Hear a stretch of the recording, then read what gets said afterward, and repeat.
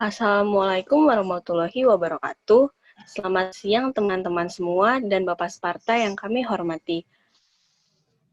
Perkenalkan, kami dari kelompok 2 ingin mempresentasikan bab 4 tentang laporan laba rugi dan informasi yang terkait. Sebelumnya, izinkan kami untuk memperkenalkan diri. Nama saya Rudi Perdana dengan NIM 2019-12-11-022. Berikutnya, Nama saya Dewi Yulia dengan NIM 2019-12-11-032. Selanjutnya, Nama saya Janet Priscilia Jadu dengan NIM 2019-12-11-020.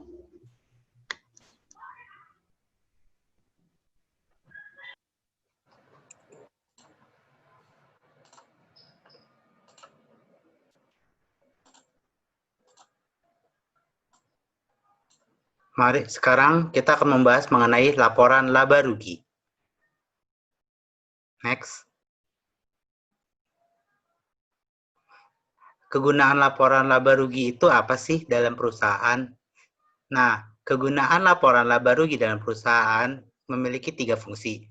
Yang pertama, evaluasi kinerja masa lalu.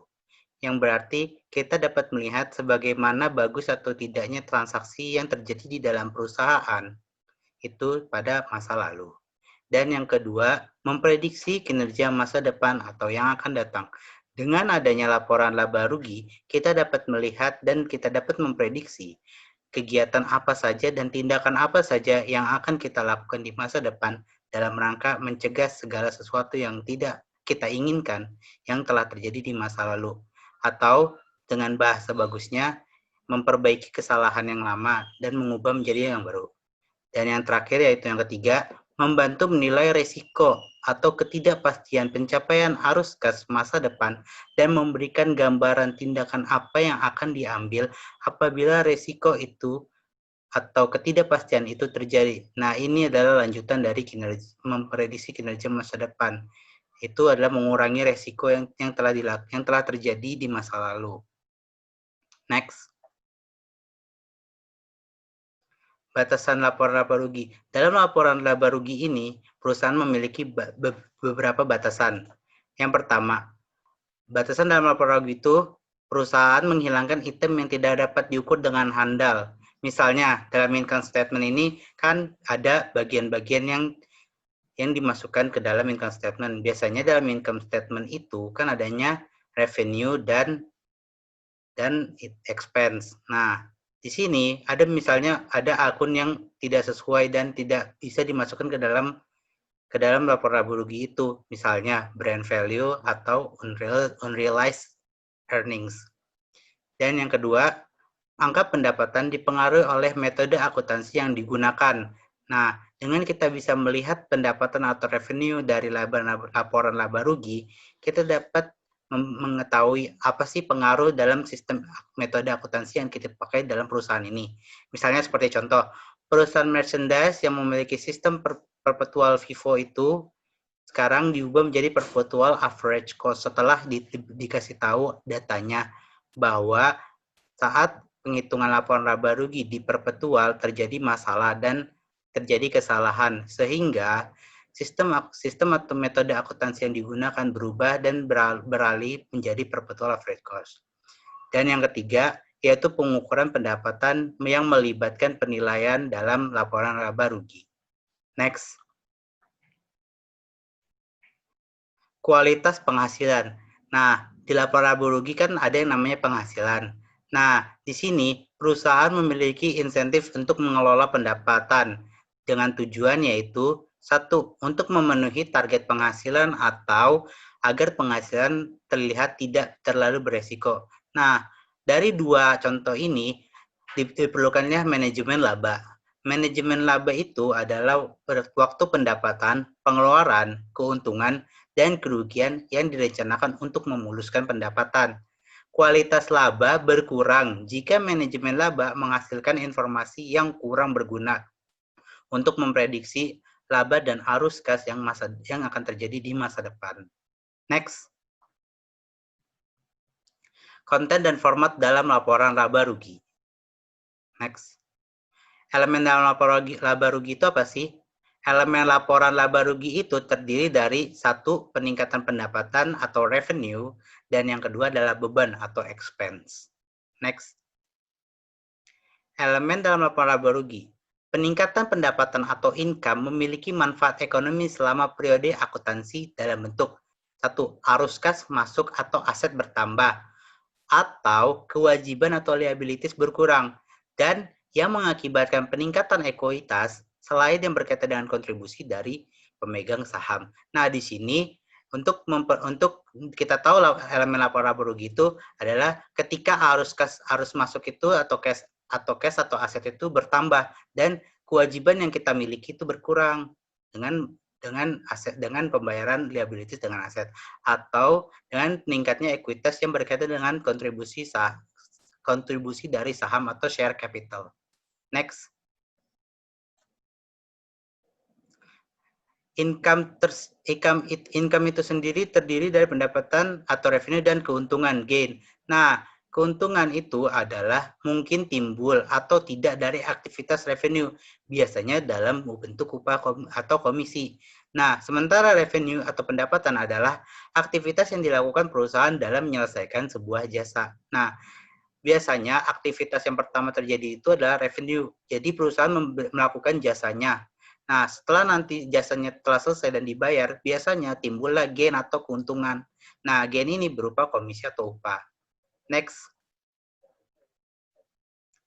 Akun-akun dalam revenue itu ada 5. Yang pertama penjualan atau sale, kedua biaya atau fee, 3 bunga atau interest, 5 dividen, dan yang kelima adalah sewa atau rent. Berikutnya. Akun-akun dalam gain itu ada 2. Yang pertama, keuntungan dari penjualan aset jangka panjang, dan yang kedua, keuntungan yang belum direalisasi dalam sekuritas perdagangan. Next.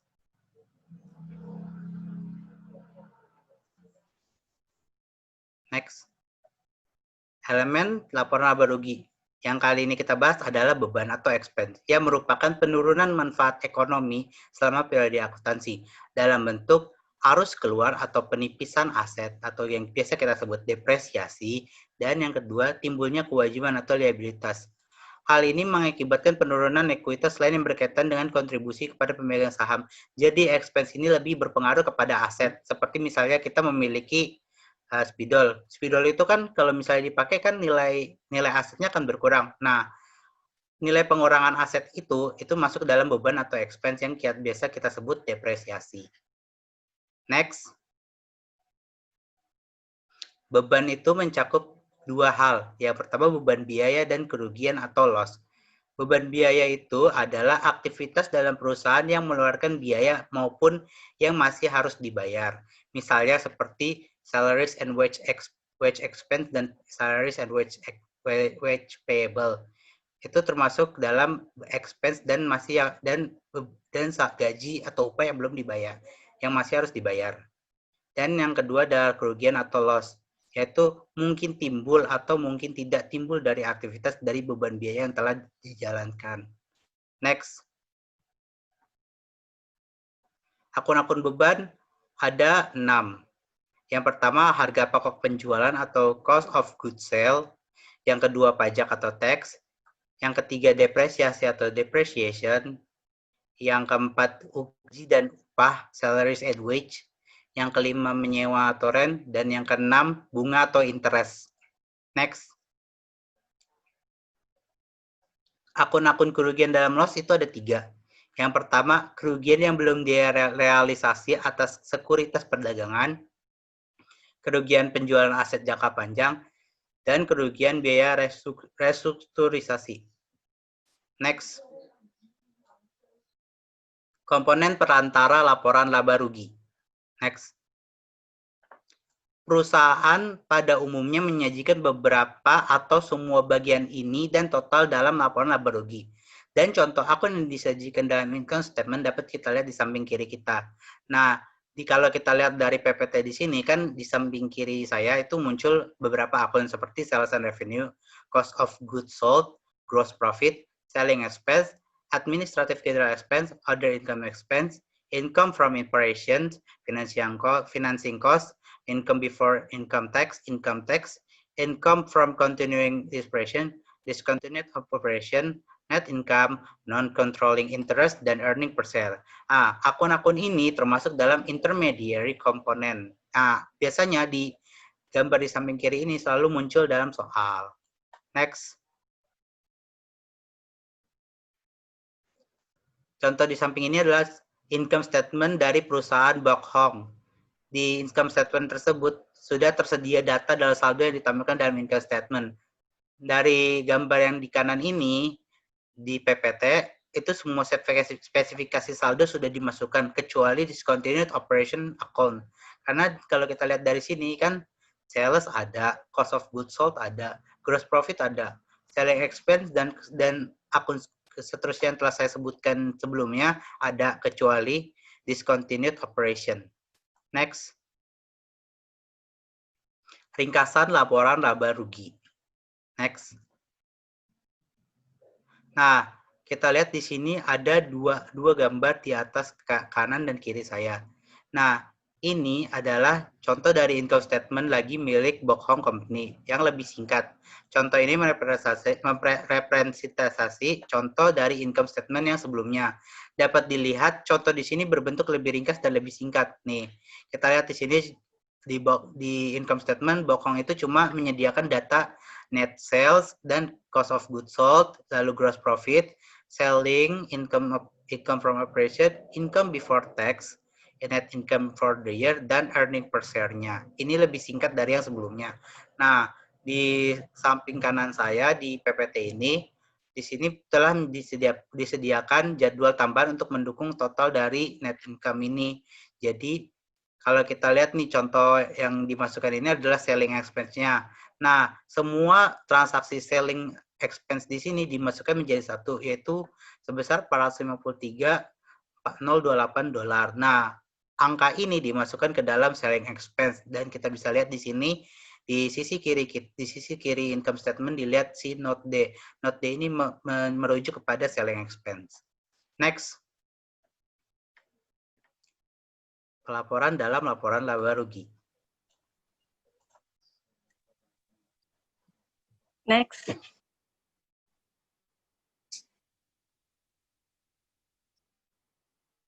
Nah, ada pelaporan dalam laporan laba rugi. Next. Laporan yang pertama itu adalah laba kotor. Laba kotor dihitung dengan mengurangi harga pokok penjualan dari pendapatan penjualan bersih. Nah, pengungkapan dari pendapatan penjualan bersih ini sangat berguna. Kenapa? Karena perusahaan melaporkan pendapatan biasa sebagai item yang terpisah. Kemudian, pendapatan yang tidak biasa atau insidental diungkapkan dalam pendapatan dan beban lainnya. Yang terakhir, hasilnya pengguna laporan keuangan dapat lebih mudah mengerti dan dinilai tren pendapatan dari hasil operasi tersebut. Next. Yang kedua adalah laba operasi. Nah, laba operasi ini tercermin dari laba kotor dikurangi dengan biaya penjualan dan administrasi, serta pendapatan dan pengeluaran. Laba operasi ini menyoroti pengaruh kegiatan bisnis. Yang terakhir, laba operasi digunakan untuk memprediksi jumlah, waktu, dan ketidakpastian arus kas di masa depan. Next. Nah, perusahaan dibutuhkan untuk menyajikan sebuah analisis dari biaya yang diklasifikasikan. Salah satunya dari jenis-jenisnya seperti biaya penggunaan material, tenaga kerja langsung, biaya angkut, biaya iklan, biaya depresiasi, dan yang terakhir amortisasi. Nah, yang kedua berdasarkan fungsinya. Ada harga pokok penjualan, biaya penjualan, dan biaya administrasi. Next. Nah, ini adalah contoh klasifikasi biaya. Ada biaya dari jasa atau opsi, beban penjualan, dan beban administrasi. Next.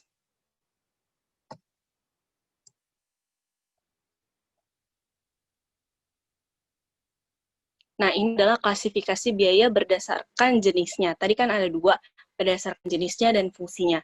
Ini yang pertama akan kita bahas berdasarkan jenisnya. Sebenarnya keuntungan dari klasifikasi berdasarkan jenisnya ini adalah sederhana dalam pengaplikasiannya, karena alokasi dari biaya untuk membedakan fungsi yang tidak dibutuhkan. Biasanya, untuk perusahaan manufaktur, mereka harus mengalokasikan biaya untuk kegiatan produksi. Penggunaan pendekatan jenis biaya memungkinkan perusahaan melaporkan biaya tanpa membuat keputusan sendiri dalam pengalokasiannya. Nah, contohnya yang klasifikasi berdasarkan jenisnya bisa dilihat dalam screen, ada service revenue, staff salary, dan lain-lainnya. Next. Nah, setelah berdasarkan jenisnya, ada juga berdasarkan fungsinya.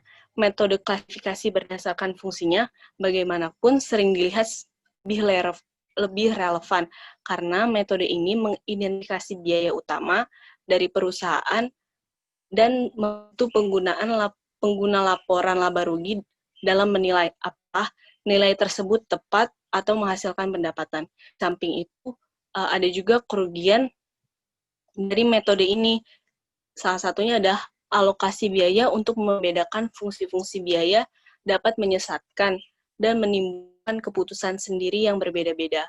Metode ini biasanya digunakan dalam praktik, meskipun banyak perusahaan percaya bahwa kedua pendekatan itu adalah kedua pendekatan berdasarkan jenisnya dan fungsinya memiliki kelebihannya masing-masing. Next. Untung dan rugi. Untung dan rugi yang dialami perusahaan secara langsung maupun tidak langsung terkait dengan kegiatan operasi. IASB mengatur pendapatan dan biaya lain-lain harus dilaporkan sebagai bagian dari pendapatan dari kegiatan operasi. Untung dan rugi ini terjadi secara tidak biasa dan tidak teratur. Kemudian, meskipun begitu, perusahaan dapat menyediakan item-item tambahan judul, subtotal ketika penyajian presentasi relevan dengan performa keuangan perusahaan. Next. Next. Nah, sebelumnya. Nah, ini ada item tambahan dari untung dan rugi. IFRS menunjukkan item-item tambahan yang mungkin perlu diungkapkan pada laporan laba rugi untuk membantu memprediksi waktu, jumlah, dan ketidakpastian dari arus kas di masa depan. Rugi pada ini salah satunya, beberapa contohnya yaitu rugi pada penghapusan persediaan pada nilai bersih yang direalisasi dari bangunan, pabrik, dan peralatan untuk menutupi biaya. Yang kedua ada untung dan rugi pada penghapusan item seperti bangunan, pabrik, peralatan, atau investasi. Yang ketiga, persetujuan gugatan. Dan yang terakhir adalah kebalikan dari utang lainnya. Banyak perusahaan yang melaporkan item-item tersebut sebagai bagian dari kegiatan operasional dan mengungkapkannya dalam jumlah material yang besar. Next. Nah, setelah untung rugi ada laba sebelum pajak. Laba sebelum pendapatan pajak dihitung dengan mengurangi biaya pajak dari laba dari kegiatan operasional. Menurut IFRS, perusahaan harus melaporkan biaya pendanaan mereka dalam sebuah laporan laba rugi. Alasannya adalah untuk membedakan antara kegiatan bisnis perusahaan dengan kegiatan pendanaan perusahaan. Contohnya bisa dilihat di slide. Next. Nah, setelah laba sebelum pajak, ada laba bersih. Laba bersih dapat dihitung dengan mengurangi pendapatan pajak dari laba sebelum pendapatan pajak. Laba bersih mempresentasikan laba setelah semua pendapatan dan biaya untuk periode tertentu telah diperhitungkan. Yang terakhir, hal tersebut itu laba bersih menggambarkan keberhasilan atau kegagalan perusahaan dalam periode tertentu. Next. Nah, laba per saham. Laba per saham ini adalah hasil operasi perusahaan biasanya diiktisar dalam laba bersih. Namun dikarenakan pengiktisar ini belum cukup hanya sebagai suatu penyederhanaan dunia keuangan telah menerima sebuah indikator bisnis yang paling relevan, yaitu laba per saham. Penghitungan laba per saham ini biasanya bersifat langsung, yaitu laba bersih kurang dividen saham preferen dibagi rata-rata tertimbang saham biasa yang beredar. Angka yang dihasilkan penghitungan laba per saham mengukur jumlah mata uang, biasanya USD, yang dihasilkan oleh selembar saham biasa, tetapi bukan jumlah mata uang yang dibayarkan kepada pemegang saham dalam bentuk dividen. Laporan laba per saham ini harus dimuat dalam laporan laba rugi. Next. Nah, berikut contohnya. PT Anaya melaporkan laba bersih sebesar 90 juta rupiah yang mengumumkan dan membayarkan dividen yang diinginkan sebesar 500.000 untuk tahun tersebut. Jumlah rata-rata tertimbang saham biasa yang beredar selama tahun berjalan adalah sebesar 100.000 saham. PT Anaya menghitung laba per saham sebagai berikut. Tadi kan rumusnya ada laba bersih dikurang dividen saham preferen dibagi rata-rata tertimbang saham yang biasa yang beredar. Next. Jadi 90 juta dikurang 500.000 dibagi dengan tadi rata-rata tertimbang saham biasa yang beredar adalah 100.000, didapatkanlah 895 per share. Next. Nah, setelah itu ada operasi yang dihentikan. IASB mendefinisikan operasi yang dihentikan sebagai komponen dari sebuah perusahaan yang telah diungkapkan dan mempresentasikan garis besar dari kegiatan bisnis, merupakan bagian tunggal garis besar kegiatan bisnis, merupakan anak perusahaan yang diakuisisi secara eksklusif dengan maksud untuk dijual kembali. Next. Perusahaan melaporkan sebagai operasi yang dihentikan dalam kategori yang terpisah pada laporan laba rugi. Untung dan rugi dari penghapusan komponen dari kegiatan bisnis. Perusahaan juga melaporkan hasil dari kegiatan operasi sebagai komponen yang telah atau dihapus secara sebagian dari operasi yang dilanjutkan. Perusahaan menggunakan fase pendapatan dari operasi yang berlanjut hanya ketika untung atau rugi pada operasi yang dihentikan terjadi. Perusahaan juga melaporkan operasi yang dihentikan harus melaporkan nilai per lembar saham pada pembukaan laba rugi atau pada catatan atas laporan keuangan. Next. Nah, ada alokasi pajak intra-periode. Perusahaan harus mencatat operasi yang dihentikan pada bagian dalam laporan laba rugi atau pada laporan laba ditahan bersih setelah pajak. Serangkaian prosedur ini merupakan alokasi pajak intra-periode, yaitu alokasi dalam suatu periode siklus akuntansi. Alokasi ini menghubungkan beban pajak penghasilan dari periode fiskal dengan pos khusus yang meningkatkan jumlah provinsi pajak. Dengan adanya alokasi pajak intra-periode ini, pengguna laporan keuangan akan lebih mudah memahami dampak pajak penghasilan terhadap komponen laba bersih. Sebagai contoh, pembaca laporan keuangan akan memahami seberapa besar beban pajak penghasilan yang berkaitan dengan transaksi serta kejadian operasi yang dihentikan. Pendekatan ini membantu memprediksi dengan lebih baik jumlah, waktu, dan ketidakpastian arus kas di masa depan. Nah, alokasi pajak intra-periode dalam income statement atau laporan laba rugi digunakan untuk pos-pos ada dua, yaitu laba dari operasi berlanjut dan yang kedua operasi yang dihentikan. Sebenarnya konsep umumnya adalah membiarkan pajak mengikuti laba kita. Next. Keuntungan dari operasi yang dihentikan. Pajak penghasilan yang berasal dari laba sebelum pajak penghasilan ditentukan dari transaksi pendapatan dan beban yang berhubungan dengan laba tersebut. Dalam perhitungan pajak penghasilan ini, perusahaan mengabaikan konsekuensi pajak dari pos-pos yang tidak terlibat dalam penentuan laba sebelum pajak penghasilan dan operasi yang dihentikan. Next. Nah, yang terakhir ada kerugian dari operasi yang dihentikan. Perhitungan laba bersih. Selanjutnya.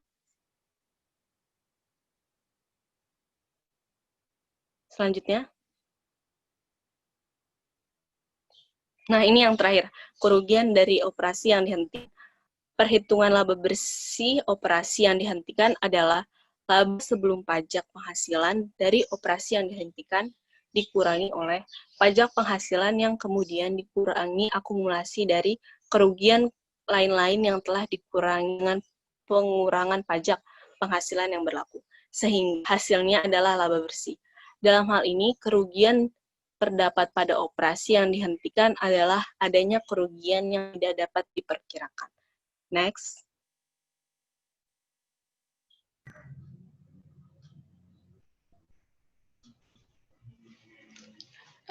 Yang selanjutnya ada perubahan dan kesalahan dalam akuntansi.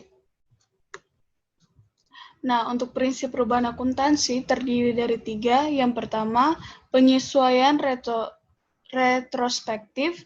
Yang kedua, penyesuaian efek kumulatif terhadap laba ditahan di awal. Dan yang terakhir, pendekatan mempertahankan perbandingan dari tahun ke tahun. Contohnya, mengubah FIFO menjadi biaya rata-rata. Dan yang kedua, merubah presentase penyelesaian ke metode kontrak selesai. Contohnya pada bulan Maret, Gaubert Inc. memutuskan untuk melakukan penggantian dari FIFO menjadi harga inventaris rata-rata tertimbang, di mana penghasilan Gaubert sebelum pajak menggunakan rata-rata tertimbang adalah 30.000. Maka nilai 30.000 ini akan dimasukkan ke nilai FIFO pada tahun 2018 dan akan diubah menjadi harga metode rata-rata tertimbang, yaitu weighted average method. Nah, di mana itu memiliki selisih sebesar 3.000. Dan jika ditambahkan dengan selisih tahun sebelumnya, maka excess of FIFO average over weighted average method selisihnya sebesar 8.000. Nah, untuk bulan Maret, untuk laporan laba ruginya dalam presentase akan disajikan income before income tax pada 3 tahun dari 2017 hingga 2019 dengan nilai 30.000, 27.000, dan 35.000. Di mana nilai-nilai ini merupakan diambil dari nilai weighted average method yang akan dikurangkan dengan income tax yang senilai 30% untuk setiap tahun, dan akan didapatkan net income setiap tahun dengan selisih yang ada di layar, yaitu 21.000, 18.900, dan 24.500. Yang selanjutnya ada perubahan estimasi akuntansi. Nah, untuk perubahan estimasi akuntansi ini diperhitungkan dalam periode perubahan dan periode-periode yang akan datang, jika periode tersebut dapat mempengaruhi keduanya. Di mana untuk perubahan estimasi akuntansi ini tidak ditangani secara retrospektif dan tidak dianggap sebagai kesalahan. Contohnya ada keusangan inventory atau inventaris, piutang tak tertagih, dan nilai manfaat, serta nilai sisa dari aset yang didepresiasi. Contohnya Arcadia HS membeli peralatan seharga 510.000 yang diperkirakan memiliki masa manfaat 10 tahun dengan sisa nilai sisa 10.000 pada tahun akhir. Nah, di mana dicatat penyusutan pada selama 7 tahun dengan metode garis lurus. Dan pada tahun 2019 atau pada tahun ke-8 ditentukan bahwa total perkiraan umur harus 15 tahun dengan nilai sisa 5.000. Maka akan dihitung beban penyusutannya dan ditanya apakah depresiasi tahun-tahun sebelumnya perlu disajikan kembali. Nah, ini adalah laporan setelah 7 tahun, di mana pertama-tama kita akan mencari net book value atau nilai buku bersihnya pada tanggal perubahan estimasi, di mana diketahui tadi nilai cost equipment-nya 510.000 dikurangkan dengan nilai residual 10.000, maka akan didapat basis yang dapat didepresiasi atau depreciable base sebesar 500.000 dan akan dibagi dengan useful life yang telah diketahui sebesar 10 tahun. Maka akan didapatkan annual depresiasi atau depresiasi per tahun sebesar 50.000 yang mana dikalikan dengan 7 tahun yang telah diketahui. Nah, akan didapat 350.000 yang dimasukkan ke neraca keuangan, di mana di fixed asset ini diketahui sebagai accumulated depreciation. Maka akan dikurangi selisihnya dengan equipment dan akan didapatkan net book value-nya sebesar 160.000. Nah, untuk selanjutnya kita menghitung beban penyusutan untuk 2019.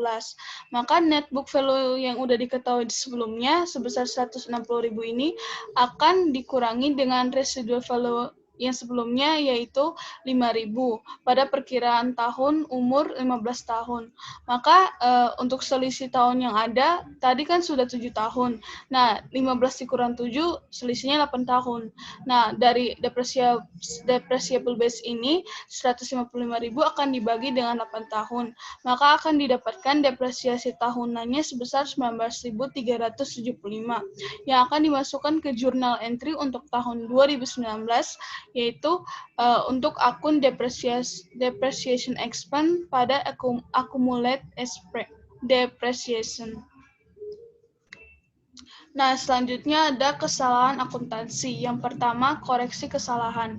Koreksi kesalahan dari kesalahan-kesalahan yang biasa terjadi yaitu pada kesalahan matematika atau matematis, yang kedua kesalahan dalam penerapan prinsip keuangan, dan yang ketiga pengawasan atau penyalahgunaan fakta, di mana koreksi diperlakukan sebagai penyesuaian dari periode-periode sebelumnya, di mana penyesuaian saldo awal akan ditahan.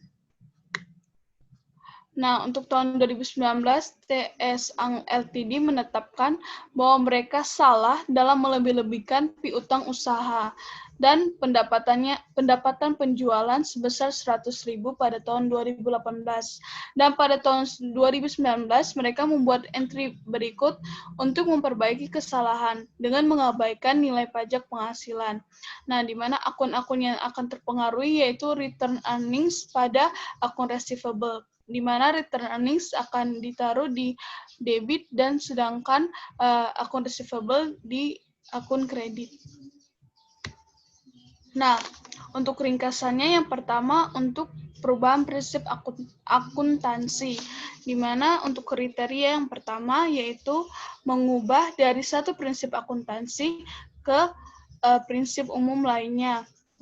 Nah, contohnya itu mengubah perubahan dasar harga persediaan dari FIFO menjadi biaya rata-rata, seperti contoh FIFO yang tadi. Untuk penempatan di laporan laba rugi, itu menyusun kembali laporan laba rugi tahun-tahun sebelumnya dengan dasar yang sama sebagai prinsip yang baru diadopsi. Nah, untuk perubahan prinsip akuntansi yang kedua, yaitu kriteria yang kedua, itu mengoreksi dan penyesuaian yang normal dan terjadi secara berulang.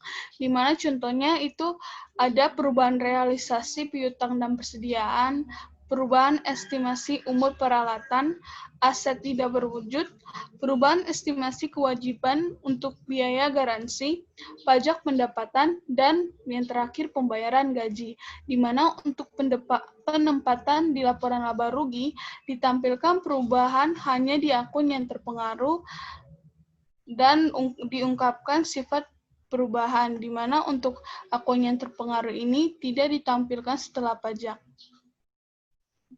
Yang selanjutnya, kriteria selanjutnya yaitu kesalahan dan penyalahgunaan fakta, di mana contohnya yaitu kesalahan dalam melaporkan pendapatan biaya, seperti contohnya tadi salah menginput nilai. Dan untuk penempatan di laporan laba rugi, dinyatakan kembali laporan laba rugi sebelumnya, tahun sebelumnya, untuk mengoreksi kesalahan yang terjadi. Yang selanjutnya, penyesuaian terkait ekuitas. Nah, untuk penyesuaian terkait ekuitas ini, yang pertama adalah laporan laba ditahan, di mana untuk kenaikan terdapat laba bersih, net income, perubahan prinsip akuntansi, penyesuaian periode sebelumnya. Dan untuk penurunan ada kerugian bersih, dividen, perubahan prinsip akuntansi, dan juga penyesuaian periode sebelumnya. Contoh, sebelum menerbitkan laporan untuk tahun yang terakhir pada tanggal 31 Desember 2019, Anda menemukan kesalahan bahwa 50.000 setelah pajak menyebabkan persediaan tahun 2018 dilebih-lebihkan yang terlalu tinggi, menyebabkan COGS menjadi lebih rendah, sehingga laba bersih menjadi lebih tinggi dari tahun 2018. Apakah penemuan ini akan berdampak pada laporan laba ditahan tahun 2019, di mana di sini dilihat bahwa balance-nya itu kelebihan 150.000, sehingga pada 31 Desember balance-nya yaitu 1.110.000. Nah, ini merupakan perbaikan dari tahun sebelumnya, di mana perbaikan itu dicatat dari prior period adjustment atau error correction, di mana 50.000 tadi dikurangi dengan nilai balance yang disalah catatkan, sehingga nilai balance akan berubah dari yang pertama 1.110.000 menjadi 1.060.000. Yang selanjutnya, pembatasan return earnings terungkap dalam catatan atas laporan keuangan dan dianggap sebagai saldo laba. Yang selanjutnya yaitu pendapatan komprehensif. Semua perubahan ekuitas dalam suatu periode kecuali yang dihasilkan dari investasi oleh pemilik dan distribusi kepada pemilik. Yang termasuk dari pendapatan komprehensif ini adalah semua pendapatan dan keuntungan, beban dan kerugian yang dilaporkan dalam laba bersih, dan semua keuntungan dan kerugian yang melewati laba bersih tetapi mempengaruhi ekuitas. Nah, dapat dilihat di sini disajikan laba bersih dengan akun-akun income statement, yaitu terdiri dari sales, operating expense, yaitu ada beban jual, beban administrasi, terus ada other revenue, dan didapatkan net income. Dan akan ditambahkan dengan tadi pendapatan komprehensif, yang mana pendapatan komprehensif ini terdiri dari keuntungan dan kerugian yang belum direalisasi pada sekuritas ekuitas non-perdagangan, dan keuntungan dan kerugian translasi pada mata uang asing, di mana pendapatan komprehensif ini akan dilaporkan dalam ekuitas.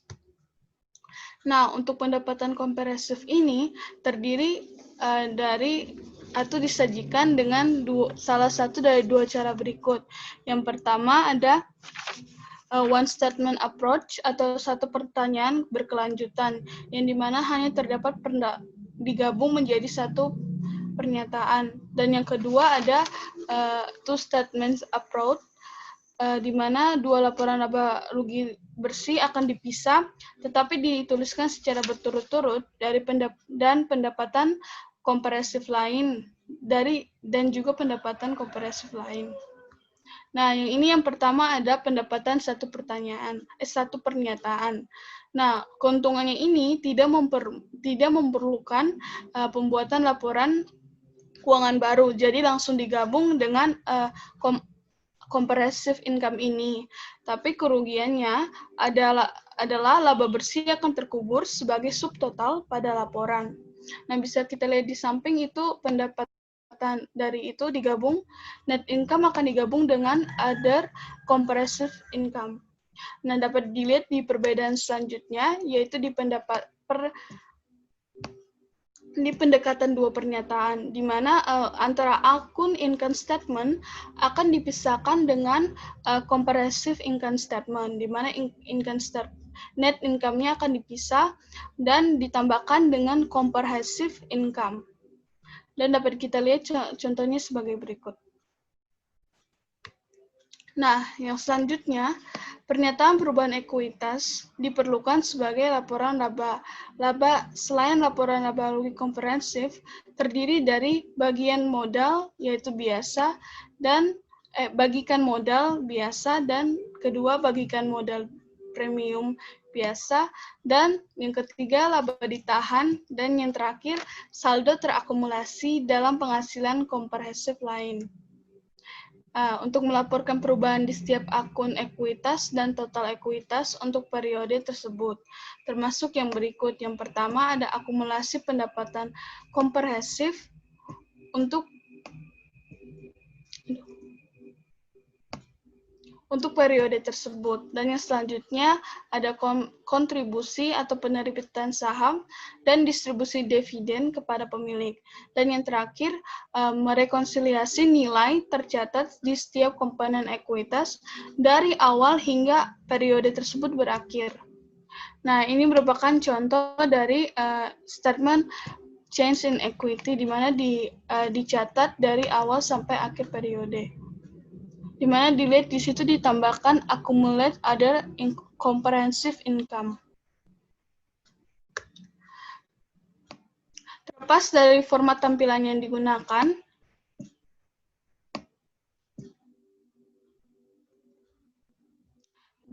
Vigil,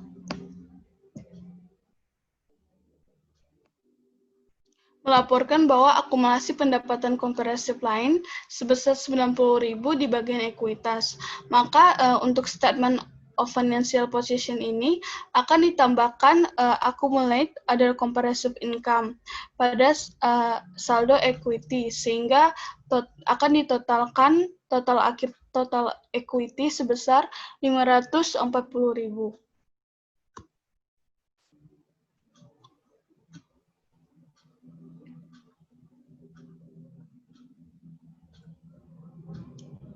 Ya, sekian dari presentasi kami. Kurang lebihnya mohon maaf. Terima kasih.